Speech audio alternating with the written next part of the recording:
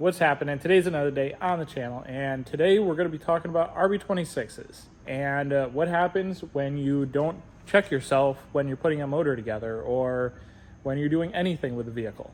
The only reason we're talking about this is because I watched Dustin Williams' video, and he had a very bad malfunction on the dyno, which cost him the engine pretty much. So we're going to be going over RB26s here, and we got two. These are the ones that me and Roberto have been putting together.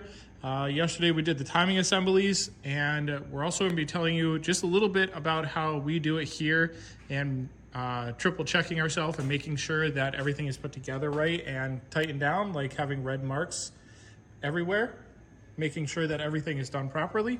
And yeah, so I'm not super good at doing the technical explaining, so we're going to hand that off to Roberto here, and he's going to go over that and show you guys just a little bit about that. So, Okay. Yeah. So thank you for sending me that video. That was interesting to see that happening. So what I think happened with that deal in the dyno, was that simply the bolts, the hardware that actually keeps the adjustable cam gear from sliding, were loose. And that happens all the time, actually. I mean, when I say all the time, I mean all the time. Not just RBs, 2Js, most engines that come with anything that has an adjustable cam gear, really. Right. So, and the reason for it, at least my theory behind it, is here's an HCAS one. Just opened it. If you go on these, you can see that it takes about no pressure to break it loose. Yeah. Right. And it's going to be for literally all of them. I mean, that's just barely any pressure on my wrist, and I just broke all three of them loose. My assumption for why they're like this is because obviously these are adjustable, so the manufacturer assumes that you're going to adjust them, and so they don't tighten them like crazy because they don't want to mar the surface. Yep. Right. So whenever you see these, you have to go through and tighten them, regardless of whether you're going to adjust them or not.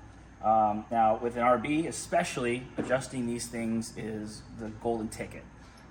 If you had to ask me what the best thing you can do to an RB is, before you upgrade the turbos, before you upgrade the cams, the injectors, the stock ECU, it's this when it comes to response and power.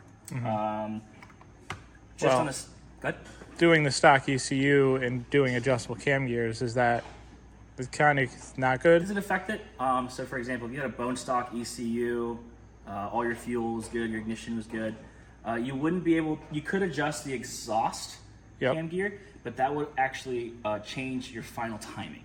Okay. Because on a factory RB, all the engine's timing is being referenced via the exhaust cam. Yeah. So for example, if I were to advance the exhaust cam in whatever direction 2 degrees, it would also apply to the base timing of the engine. Okay. Which is bad, which is one of the reasons we moved to the trigger kits, because that's a dramatically more solid ignition or timing reference for the ECU, which leads to a much more accurate ignition. If you were to take a timing light to an RB26 while it's making a pull on the dyno, and let's say you had the ECU, make it up a number here, keep things simple, 10 degrees of timing to the whole pull, right? That's not what you would see at the crank. Yeah. You would see 10, 11, 12, 13, 9, 8, so it would just be dancing around because all of the timing is being referenced off the cam. Yeah. You're gonna have a little bit of slop between the cam and the actual sensor, and then you're gonna have a little bit of slop as the engine loads and deloads from the actual slop of the belt. Yeah. So all those things cause a give or take timing, whereas when you have a trigger kit, which we'll talk about in a bit, you have a literally dead set timing. If you put a timing on it, you will not see that light move. But yeah, back to what we were talking about. These are always gonna be loose. You have to go through them and tighten them, even if you're not gonna adjust them. What we do is, like you mentioned earlier, as we mark everything. Yeah. So for example, this one's set, right? Those red marks tell me, hey, you already were in here, you already put Loctite on it, you already torqued this. Yeah. If we go to this one, which we're still assembling, nothing. Yep. All these will be adjusted on the dyno, even though they're zeroed out right now. But I still mark them and do it now because what's to say that I forget, or what's to say we decided to do it or something happens? First startup, it's not actually on the dyno, and you start it up, and then it can adjust itself. Exactly. So why take the risk? Just always make your marks. Always tell yourself. I mean, a good example here would be like this car. I think I did this, but yeah. Either way. So red marks. Everything's. I have a reference point to remind myself whether we did it or not. Yep. Marks so everywhere. If once it's torqued, it gets marked. Yep. You know, even a hack maker 5000 like myself can do that right. Yeah. So back to what happened to the guy. Yeah, so obviously his came loose. Yep. Now I was reading through the comments. There's a little bit of a misconception that it was the tuner's fault, and I don't believe that's the case, and this is why. So in the video when they first put the car on the dyno, you can see the front cover on, right? If that tuner had any intention of tuning the cam gears, at least when I want to tune cam gears, before I ever start the car up and let it warm up, I pull the front cover off. Yep. I pull the front cover off. I put my timing light on. I make sure that my sensors are done correctly. In his case, he did have a full trigger kit, and you put it back together without the cover, and that allows you to make adjustments in the dyno with minimal effort. In this case, it wasn't like that, so I'm going to assume the guy never touched these things. Yeah. The reason these things backed out were because the cam gears were removed out of the box and just simply installed. I don't know who installed them. I don't know much about this other than the video you sent me and a little bit of a backstory, but from the information I have, I'm going to assume that's what happened. Yeah. Now, when this thing was flopping around, depending on the ECU that you're using, it will, I don't want to say throw a code, because obviously things happen, but it should have noticed something was going wrong. I think the guy probably noticed a little too late. Yeah. You know, I think it's Link's trigger system is a little bit more, I don't want to call it old school, but it's very forgiving. So little tiny changes and it'll live. Whereas if it was like a Haltech or a Motec or something, the smallest change in those readings and it freaks out, it doesn't want to let you go forward. Yeah. But it'll put it like kind of in limp mode-ish. not in limp mode. What it'll do is a little throw code, right? Yeah. So just so you have an explanation of what's happening here. Your engine's rotating, right? 360 degrees. A full auto cycle, right, which is what a four-stroke engine is based off of. For every complete rotation of the crankshaft, you only have half rotation of the cam, right? So in order for it to go through a full cycle, it has to go through, right? And then you have your running mates. In this case, the running mates would be 1 and 6, right? So 360 degrees of the crank puts 1 and 6 in the exact same spot.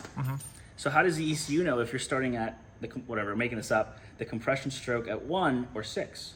Because depending on which cylinder you start your sync on, right, which is what order we're firing in, changes how the engine's actually going to fire. Yeah. So what this sensor does is, this tells the ECU when we're at that point. Yeah. Without this wouldn't work out. Now, to get more technical, there are certain trigger kits on the bottom here that are going to have multiple teeth, missing teeth that allow the engine to sync itself without this. But in most cases, that's going to be how this works. And that's what allows it to be so accurate. What's next? I've been talking a lot. You tell me. What was the other thing that I said earlier? Oh, this sensor. Let's talk about this one really quick. Okay, cool. And the whole HKS VCAM and how that stuff works. Right. Okay. So going back to what I was saying earlier, that doing these adjustable cam gears is one of the best things you can do for performance of the engine. There is a little drawback to it. So yes, adjusting the gears in a positive way will lead to a lot of mid-range power, a lot of mid-range torque, but at a certain point you're trading off top end. Yeah. Or vice versa. You could be tuning it for top end, but then you lose low end. So the VCAM lets you do both, right? So where these are static, once I make an adjustment, that's where it stays. Yeah. So to make it easier to understand, if I adjust this and pick up 40 horsepower at 4,000 RPM, I might lose 10 peak horsepower at 6,000 RPM, right? What this allows me to do is, this allows me to have the best of both worlds. So I can have my, that peak power mid-range, not peak power, the peak power mid-range, and then I can shut it off to retain that peak power in the high end. Yeah. Right, and how it works is, it just simply uses oil pressure. If I'm not mistaken, this is the HKS VCAM, by the way. Yep. If I'm not mistaken, this is actually a Subaru gear.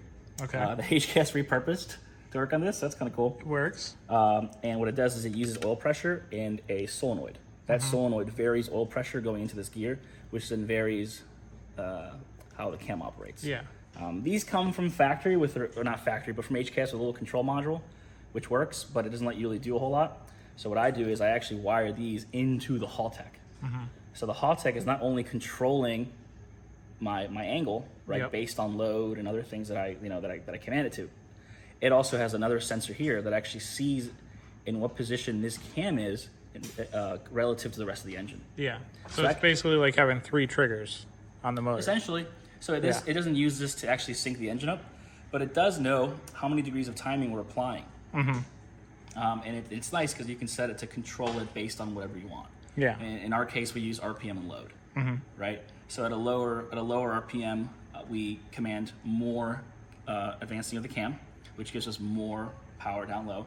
And then once we get into the higher RPM range where the cam becomes useless, that's where we just take it all away or ramp it away, so we maintain that peak power up there. Yeah.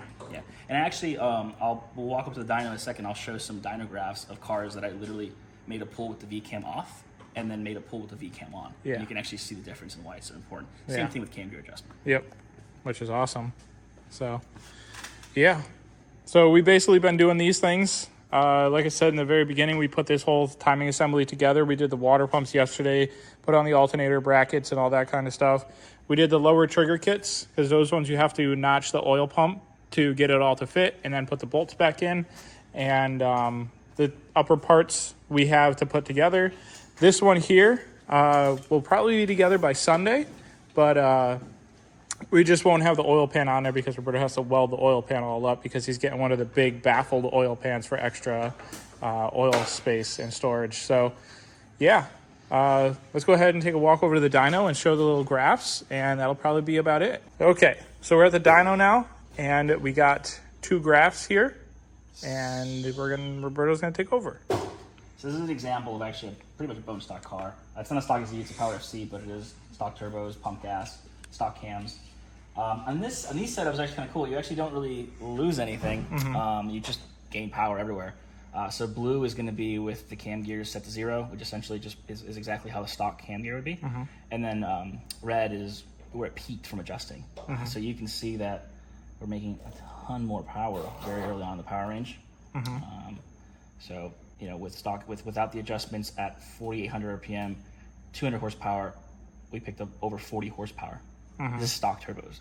Okay, so this is going to be a cams, turbo upgrade, and I believe we're still on pump gas car. So the blue, right, is no cam gear adjustment, zeroed out, right? So and then the red is with the cam gear adjustment. So this is where the V-cam starts to lighten up. As you can see, we picked up all this power in the mid-range, right?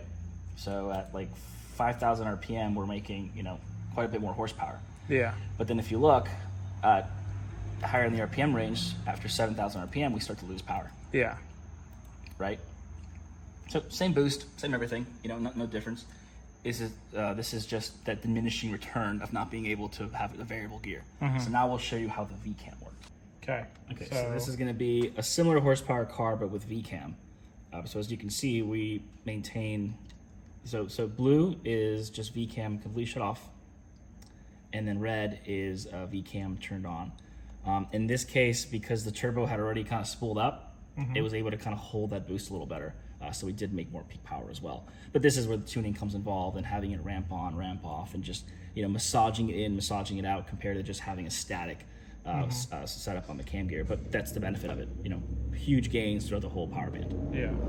So, yeah, that works out really nice. So after explaining all that stuff and talking about how it happened and some things that you could do to prevent yourself from having failures like that, hope you guys liked the video. If you guys liked the video, though, don't forget to subscribe, hit the like button, comment, share, do all the good stuff. And I hope to see you guys in the next one with more content and maybe some more stuff like this if you guys really like it.